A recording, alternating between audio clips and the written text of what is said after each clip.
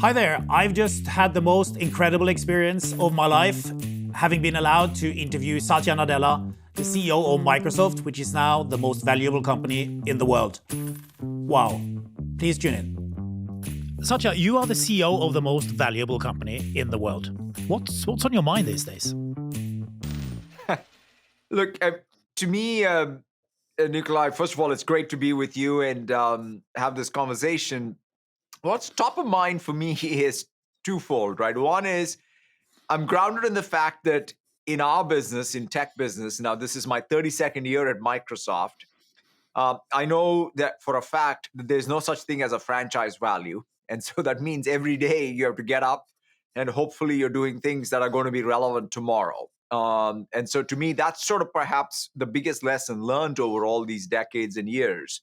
And so here we are on what is essentially a complete new platform shift that we are in the midst of, right? I kind of say it's my 32nd year, but it's year 2 of my 4th platform shift.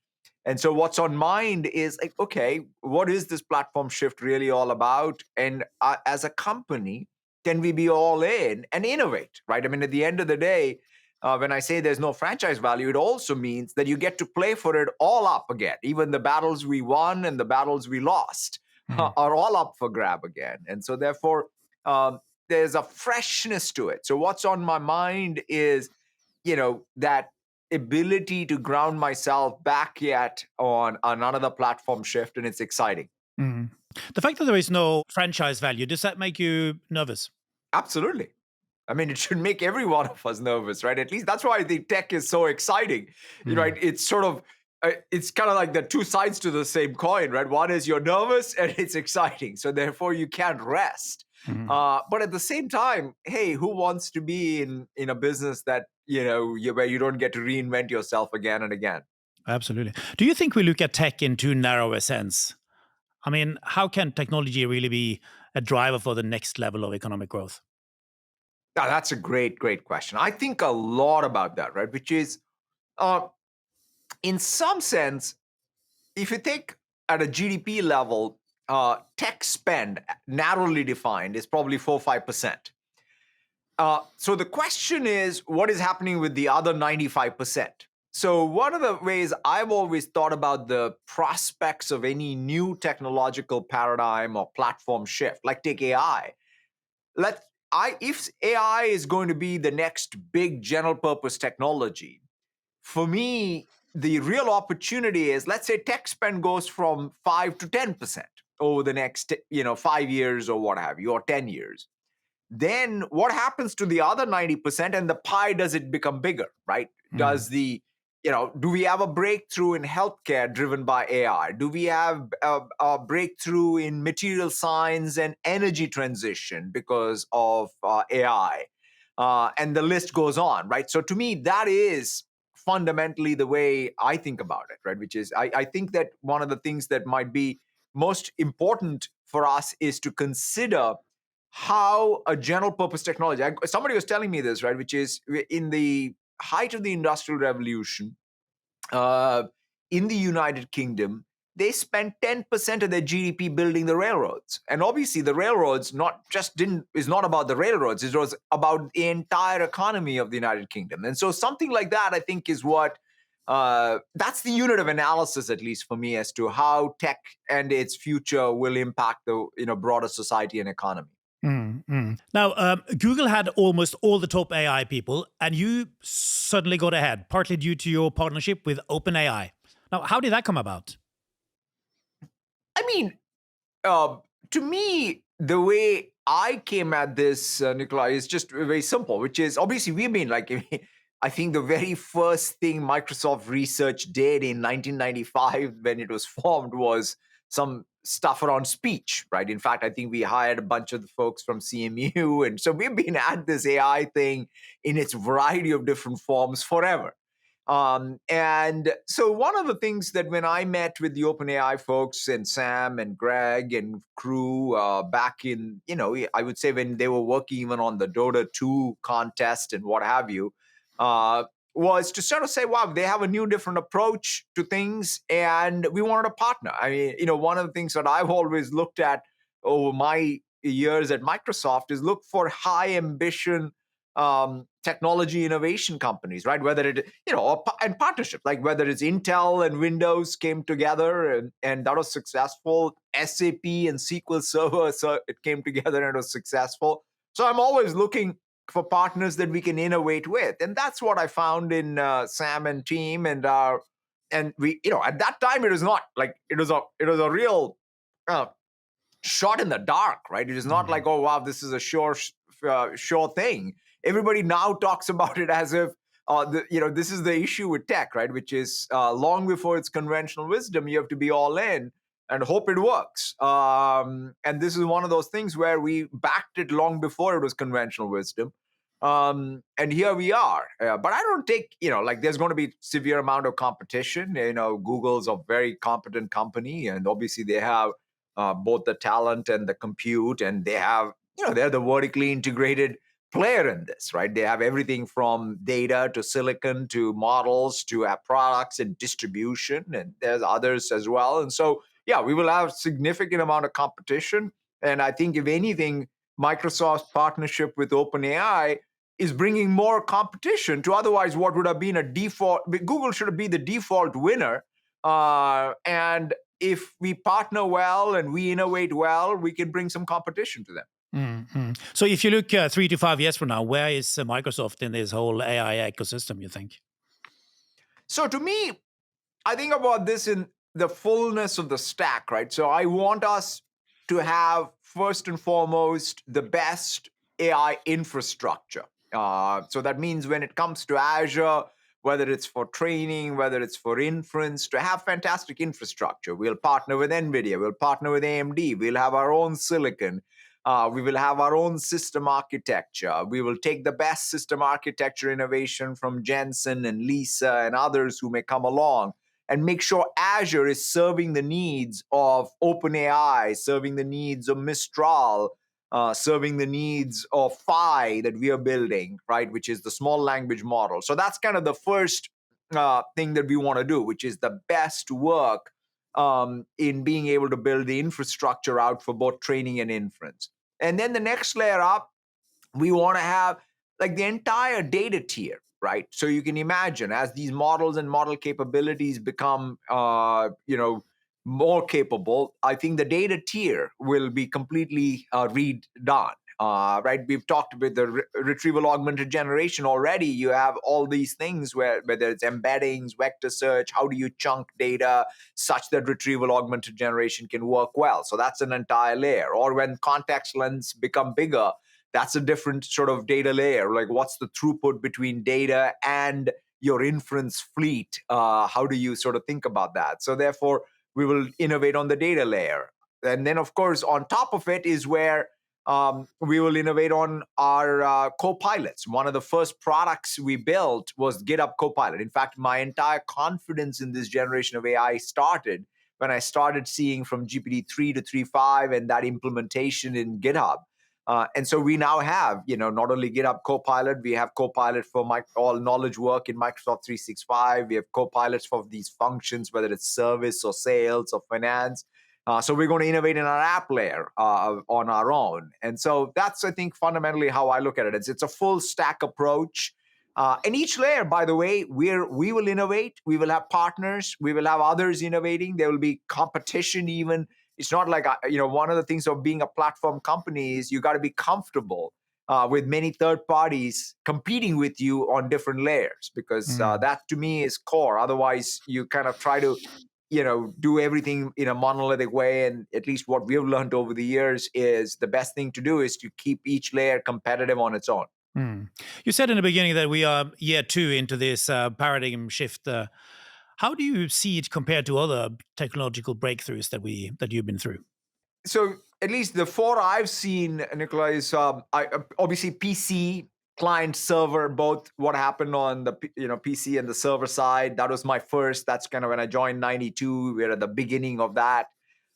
Then there was the web internet, and then there was mobile cloud, and so AI is the fourth.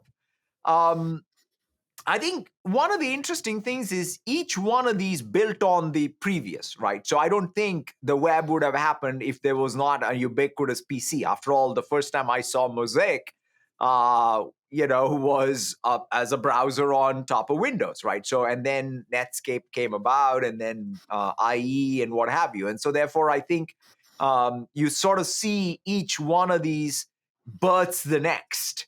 And then it goes beyond what birthed you, right? That's, I think, the real thing, right? And right now we're seeing that, right? Which is the cloud, as we know of it, and mobile and PCs on the edge have really birthed the AI age. And the question is what happens next, right? Which is, does it go beyond that? And that, I think, is going, I mean, there's going to be AI that is not just for about cognitive work, AI that is also going to accelerate science. So I think that that's an exciting space. AI that is going to be embodied in the real world. So what may happen in robotics is an exciting space. And so there is a bunch of things that are going to happen over time. But clearly, yes, this is year 2 of a complete new paradigm that obviously reinforces what happened or builds on what happened previously, but also is showing early signs of what happens next. If there had been no shortage of chips now, would the development have gone even faster? That's a good question in the sense of scaling laws, right? So there are two sides to it, right? There's the training side and the inference side. On the training side, clearly compute scale and the scaling laws have proven to be very successful. And the question is, how long does that go? Is there going to be another model architecture breakthrough or what have you? I think that one has to see. It's unclear, but we definitely are not going to bet against scaling laws, and nor are we going to bet against, or not are we going to say that this is the last model architecture breakthrough. In fact, a great example of it is even what we've seen even with our small language model innovation like Phi, right? Which is we are able to create what is significant capabilities in a small language model, which doesn't require obviously the same amount of compute, right? Which is just like attention is everything. Attention is all you need. Textbooks is all you need. I mean, that sort of intuitively speaks to how I think learning can happen. And so, therefore, I would say yes, if more capacity there is in the world, the chances are that we will be able to make progress. But at the same time, I wouldn't discount a real breakthrough in model architecture that doesn't perhaps require the same type of compute. So that's why I think, at least I want to keep myself open-minded about it. Talking of small language models, do you think a small country like Norway should develop its own model? One of the things that I've studied, there's an economist out of Dartmouth. His name is Diego Comen, and he did one of the best longitudinal studies of technology diffusion. And the fundamental conclusion, paraphrasing, was that any country that wants to get ahead should, one, first make sure that they don't reinvent the wheel, which is they import the best general purpose technology that is available in, and then on top of it, build value add. So I think, for example, even for Norway, first thing I would do is, if we feel like for whatever reason these foundation models are not good at Norwegian or what have you, then let's make sure we're fine-tuning. And there are many things one could do even top of foundation models, like an OpenAI model or a Mistral or what have you. So there are ways you can add unique knowledge, unique value on top of even what exists. Before you go off and say, let's build all the compute, all of it, and do the same pre-training run. There's nothing stopping any country from doing any of this. But the question is, what is the value add? And so therefore, I think that you start from the value add and then back into whatever is needed for it. When you look at how important the big technology companies have become in geopolitics, what kind of reflections do you make? Well, I mean, at the end of the day, two things, right? One is I'm very, very grounded on the fact that we are a multinational company that is definitely, in this case, a US-based multinational company that has to earn permission and license to operate one country at a time, right? So therefore, I think of we're not, nation states are the ones that have power.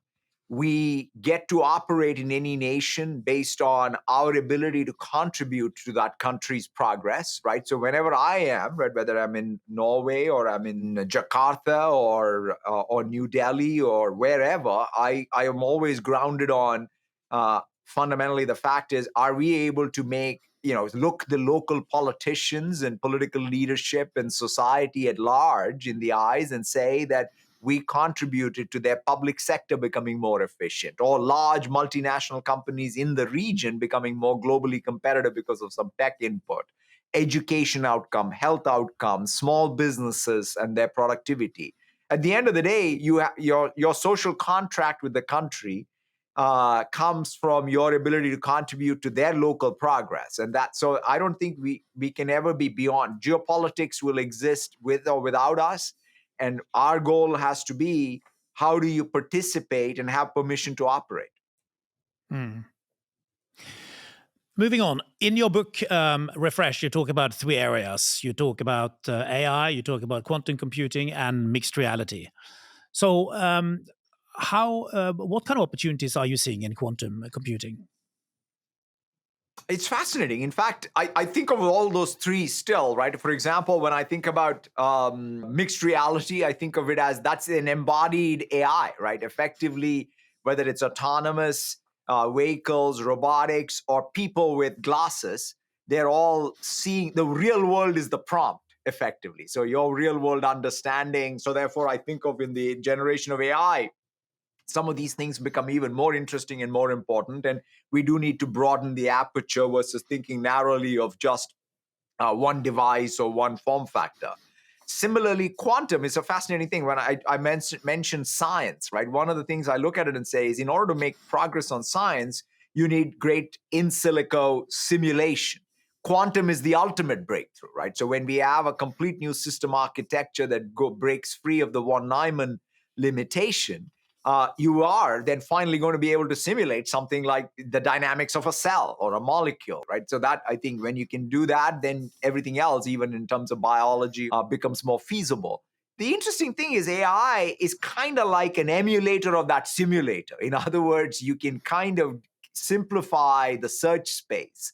And we see this already, Nikolai. One of the things we did recently was we have a model for material science, which we use to generate a new novel compound, which we then went and manufactured. We worked with the Pacific National Lab locally here to effectively go reduce the lithium content by 70% in a new battery material.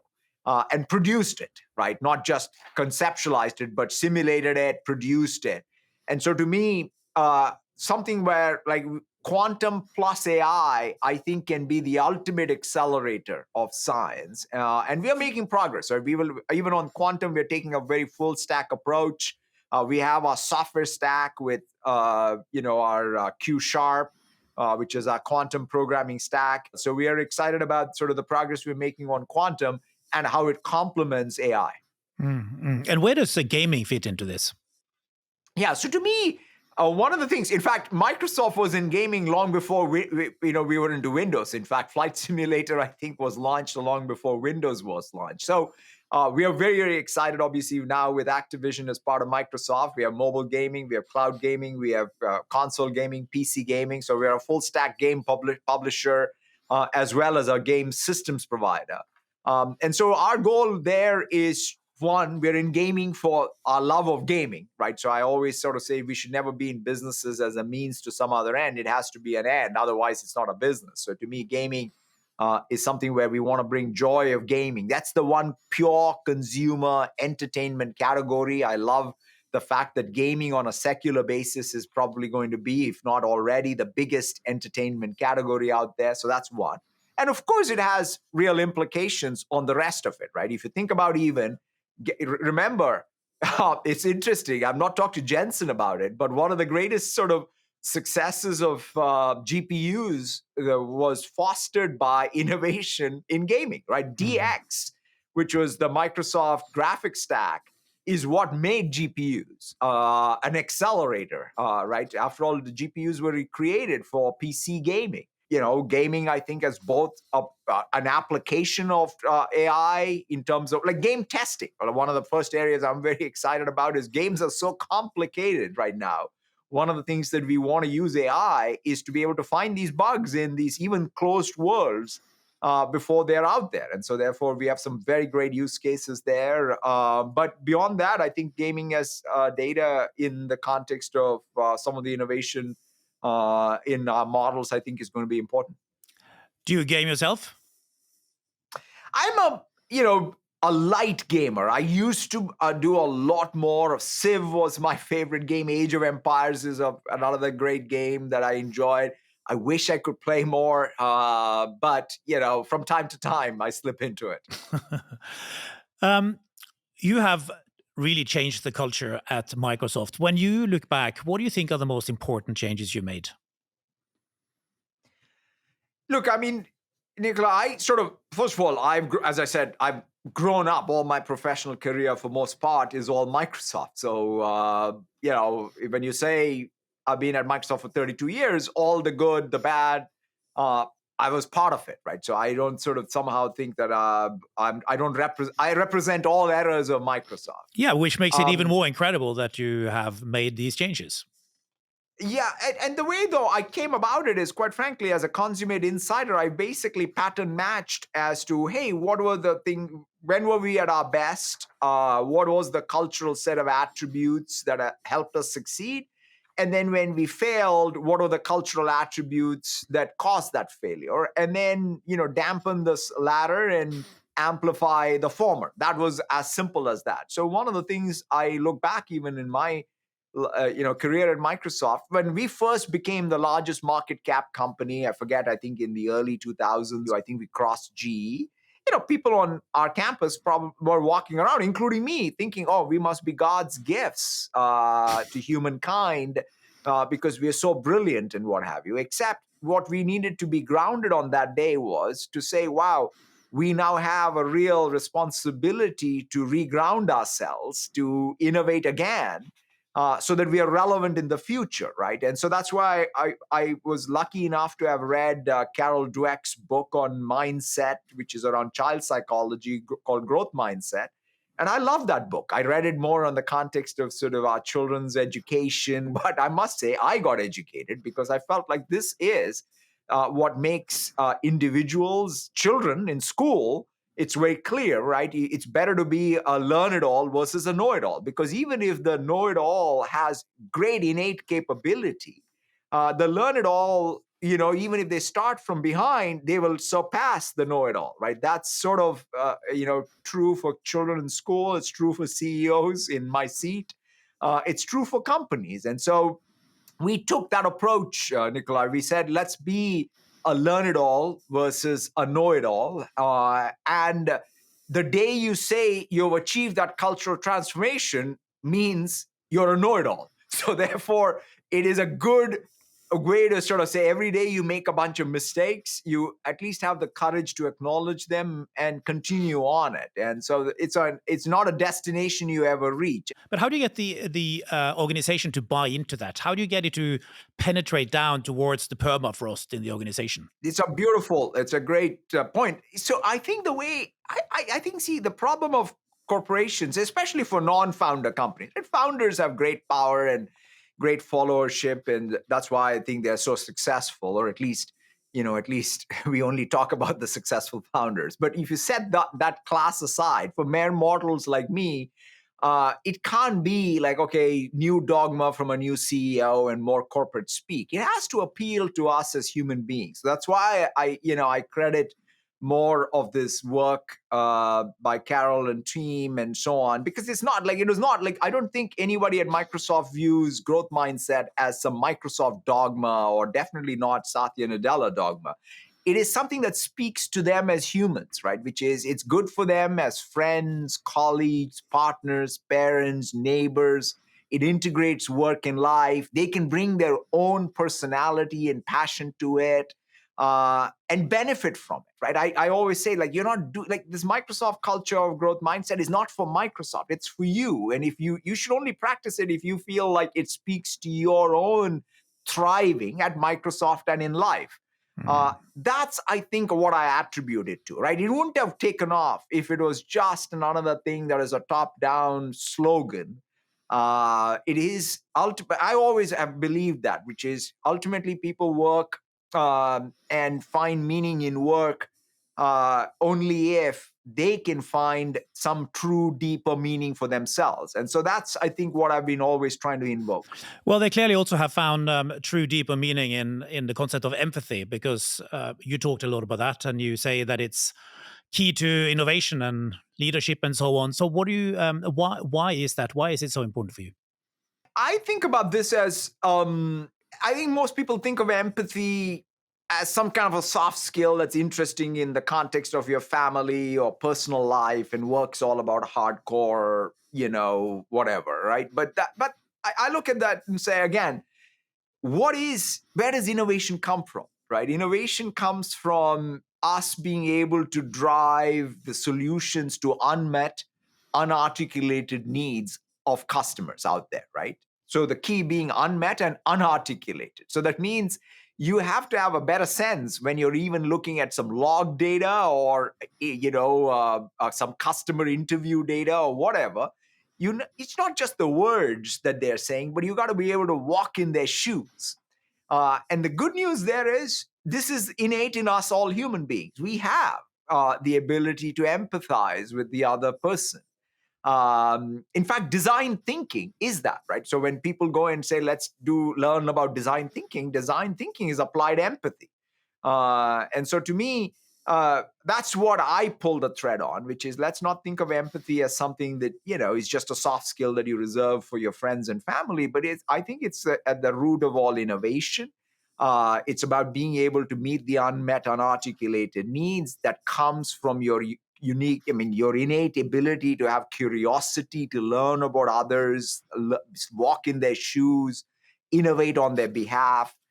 And that I think is what we have to do. And that's why I think empathy is an important skill for all of us. When did you first discover the power of empathy? I mean, I read your book, fantastic book. You talk very warmly about your mother, she being very empathetic. Yeah. And, I think that one of the things that I feel like all of us learn how to turn on this bit of empathy through life's experience, right? So in some sense, every day you get confronted with different circumstances, not just yourself personally, but people around you.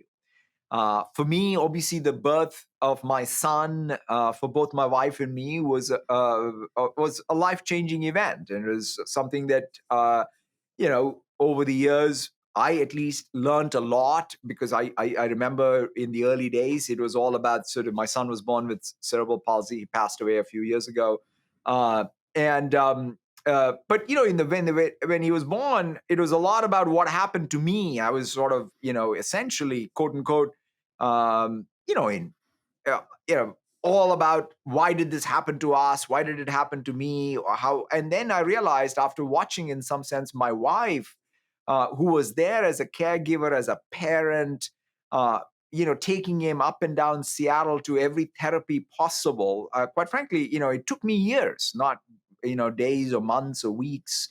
And then I realized that nothing had happened to me, but something had happened to my son, and I needed to be there for my son. And that is the experience I talk a lot about. But there's experiences like that every day, right? Some colleague of mine comes with some, parent of theirs who needs care, right? That sort of, I learn from it. Or at least, let me put it this way, I am more attuned to learning from other people's experiences today than I was in the beginning of my career. And I think that happens to all of us, right? Which is life's experiences, if they accrue, that ability to build a deeper empathy for other people. And that also helps you be a better manager, a better coworker, a better innovator. Yeah, thanks for sharing. Do you think there is a contradiction between empathy and execution? I don't, right? I think that at the end of the day, to me, you have to take accountability, right? So this is one of the things that in business, like in life too, right?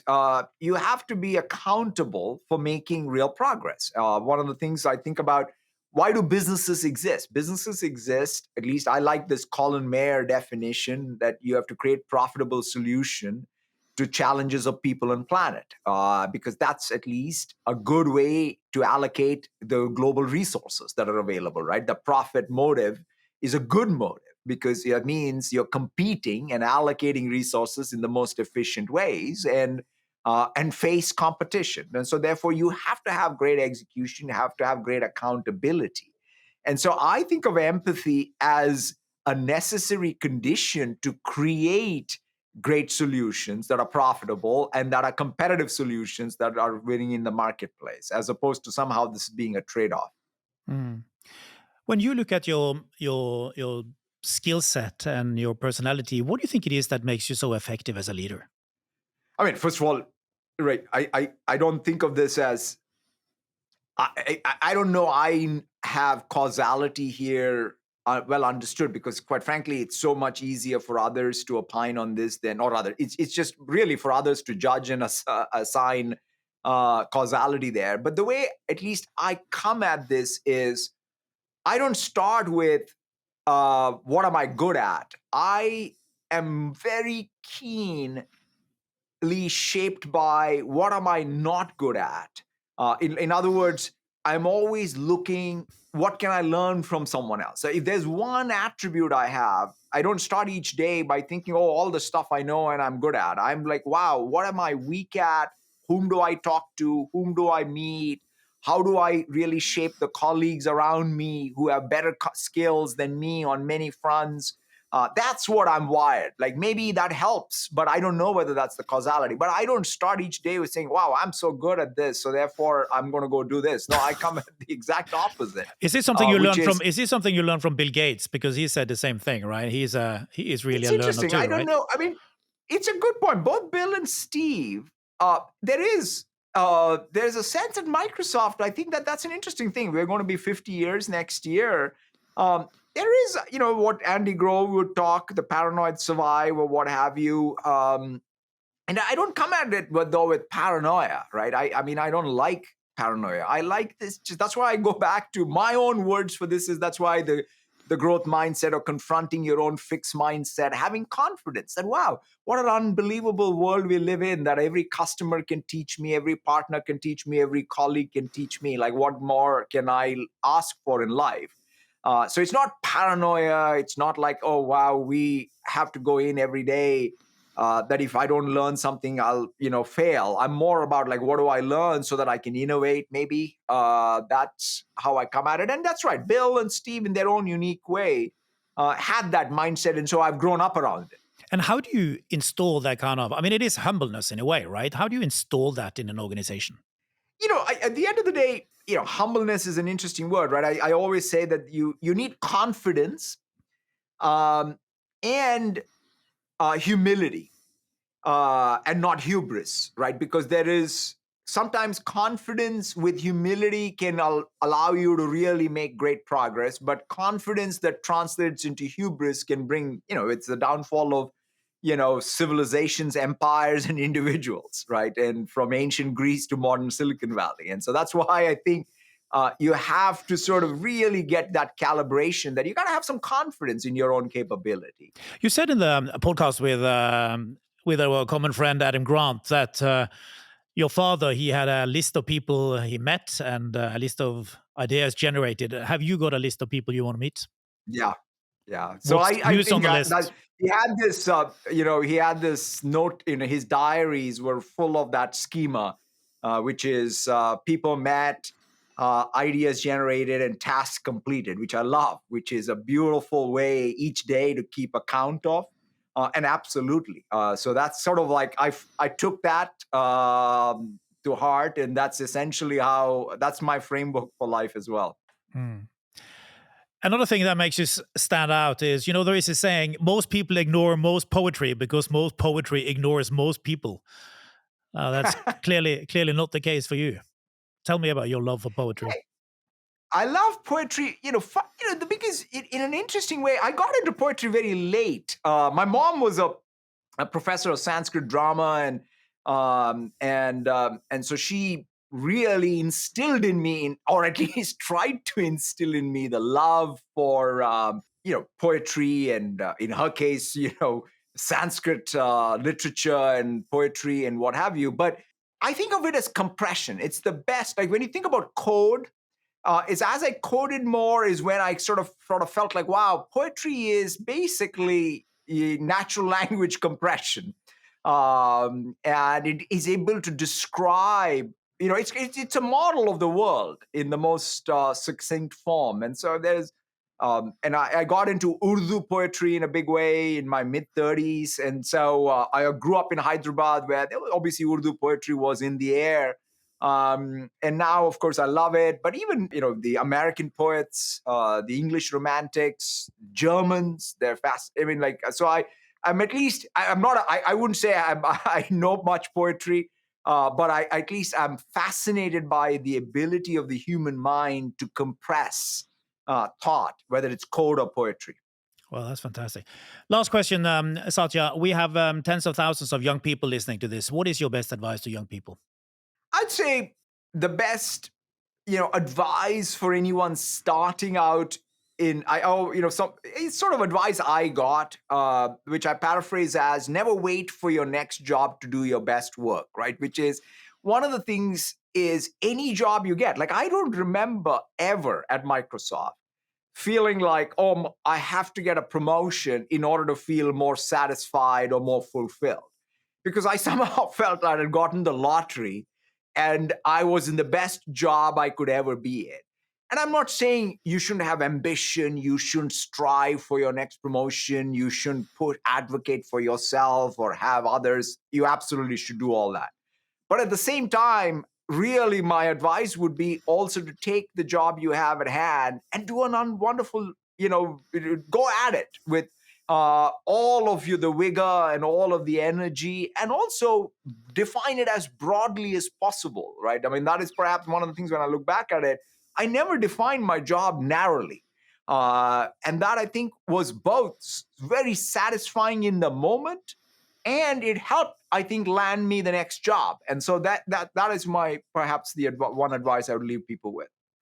Well, I cannot think of anybody who is doing a better job than you. So big thanks for being on the show. Good luck with everything, and all the best. Thank you so much, Nikolai. It was such a pleasure.